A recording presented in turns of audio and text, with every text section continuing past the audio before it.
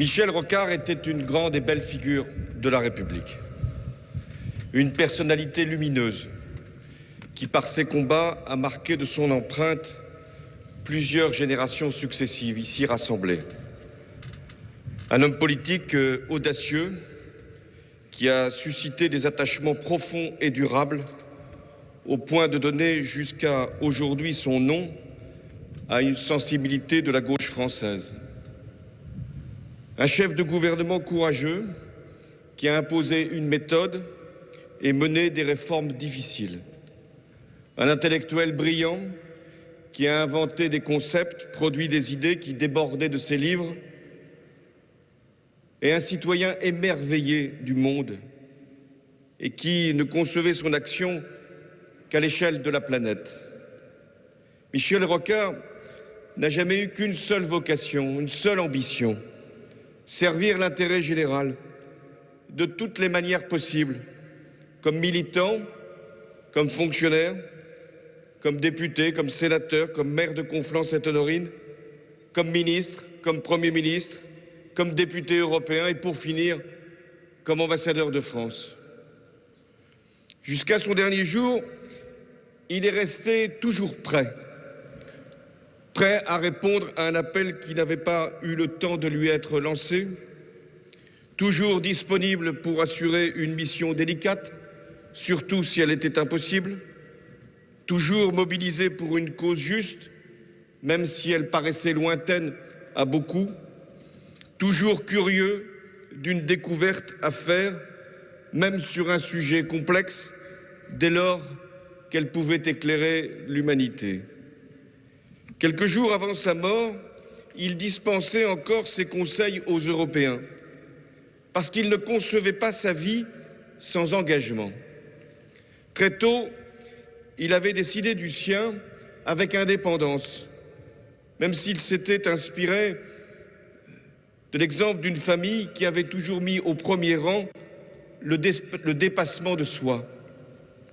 Sa mère, Renée, institutrice, avait élevé Michel Rocard dans les principes de la réforme, en lui inculquant une stricte morale dont il parlait encore à 85 ans passés avec un mélange de respect et de douleur.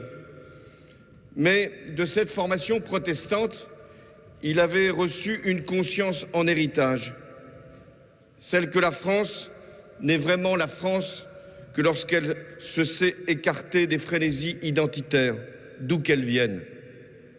Il avait compris de son passage dans le scoutisme et les mouvements de jeunesse qu'il n'y avait de réussite personnelle que dans l'accomplissement dans un collectif.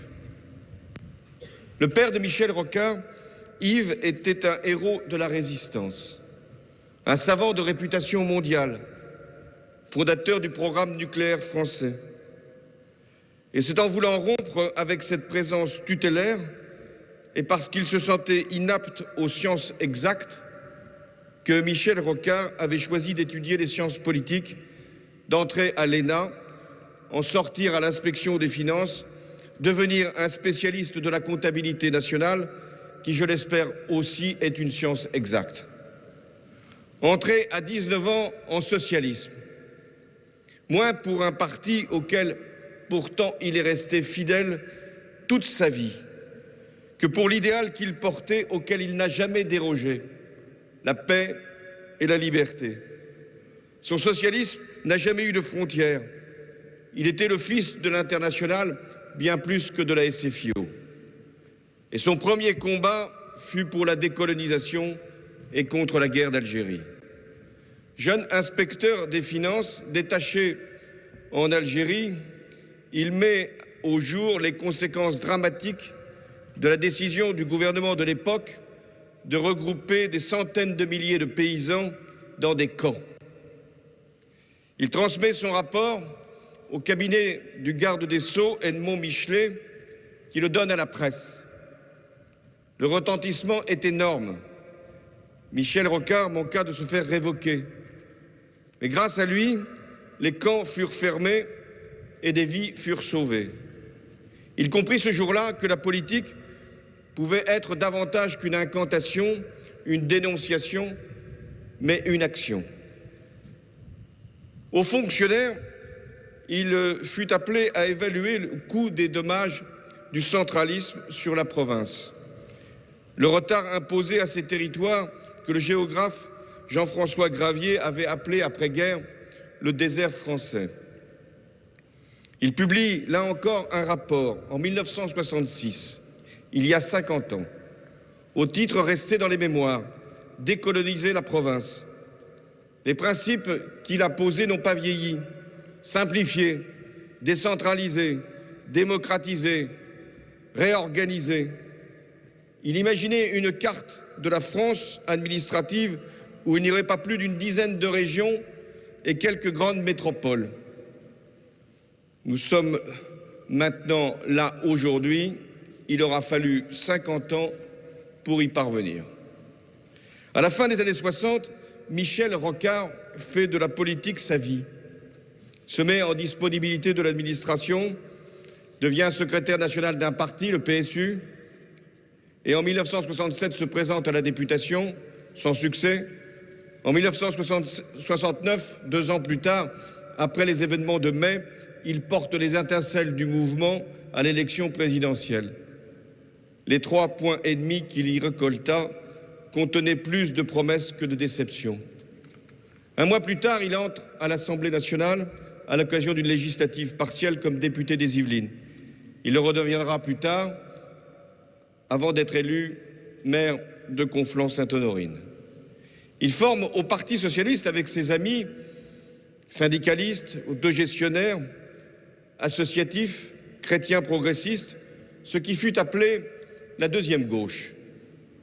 Michel Rocard pouvait être sévère à l'égard de la première, lui reprocher son jacobinisme, son centralisme, voire même ses archaïsmes. Lui, il en appelait davantage à la société qu'à l'État, plus à la négociation qu'à la loi, aux forces vives plutôt qu'aux alliances politiques. Mais il était conscient que les deux gauches devaient s'unir pour gouverner. Jamais il n'a joué contre sa famille politique, même quand il a fallu qu'il s'efface devant François Mitterrand. C'était là son honneur. Michel Rocard s'était préparé au pouvoir. Il y avait réfléchi. Il n'avait jamais cru que la politique devait se soumettre à l'économie. Mais il avait regardé le marché comme un mécanisme au service de la société, pas comme un principe d'organisation. Il avait défendu l'action de l'État pour assurer la justice sociale et le progrès, mais il a toujours su qu'il n'y avait de redistribution possible que s'il y avait production, et que pour maîtriser le capitalisme, fallait-il au moins en comprendre les lois et aussi son efficacité. Alors, ministre du Plan dans le premier gouvernement de Pierre Mauroy, il a modernisé l'action publique, inventé les contrats de plan État-région, et aujourd'hui encore, nous les utilisons pour conduire les politiques de transport, de formation, d'aménagement du territoire. Ministre de l'Agriculture, en 1983, il s'est passionné pour les questions agricoles, car elles touchent à l'économie, au travail, à l'éducation, à la recherche, à l'Europe, bref, à tout ce qui le mobilisait. C'est à Michel Rocard que l'on doit la mise en place des quotas laitiers qui ont donné pendant des années aux éleveurs européens et donc français une stabilité, et c'est leur suppression maladroite, malheureuse, qui a provoqué la crise que l'on subit aujourd'hui. Premier ministre en 1988, sa plus grande fierté fut de rétablir la paix en Nouvelle-Calédonie. Les violences avaient atteint un point qui semblait irréversible. En quelques jours, Michel Rocard imagine une méthode pour ramener le calme. Il décide de l'envoi d'une mission écuménique qui, pendant plusieurs semaines, va écouter toutes les douleurs, entendre toutes les plaintes et rétablir la confiance.